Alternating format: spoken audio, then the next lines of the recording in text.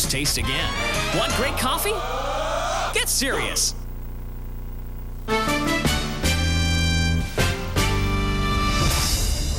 You're watching Vancouver Island Report. Good evening, I'm Hudson Mack. Thank you for being here. We begin this half hour in the tiny west coast community of Ahousaht, facing a health epidemic. Elders and young children are being forced from the community because their homes are infested with black mold. As HNL's David Wuchar reports, the Ahousaht First Nation is frustrated that the federal government has not stepped up to help.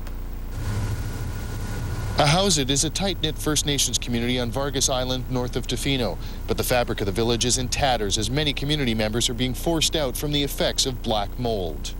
Living with mold is terrible. You get labored breathing, and you get fevers. No matter how much you go to the doctor, they give you medication for it, it still doesn't make it go away. I couldn't get up out of bed. My husband had to literally push my head up for me to get out of bed. But I figured, I didn't know what it was. I'm thinking maybe it was the mold. The only way into Ahousaht is by air or water, and everything from groceries to construction materials has to be shipped in. The cost to renovate a moldy home is upwards of $160,000, but a new home costs less than half that to build. The village has room to grow, but a lack of infrastructure funds puts council in a catch-22. As a First Nation, we have to jump through so many hoops. We don't even have a chance and hope in hell to get out of this rut that we're in because our hands are tied every which way. And this is why we're at today.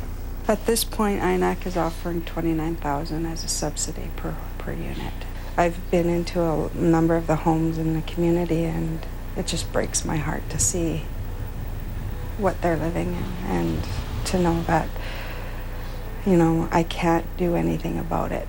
50 years ago, the federal government shipped these houses into Ahousaht. Stacks of prefabricated walls were brought in, put up, and nailed together. But their airtight design is completely wrong for a rainforest climate, and trapped moisture quickly becomes black mold.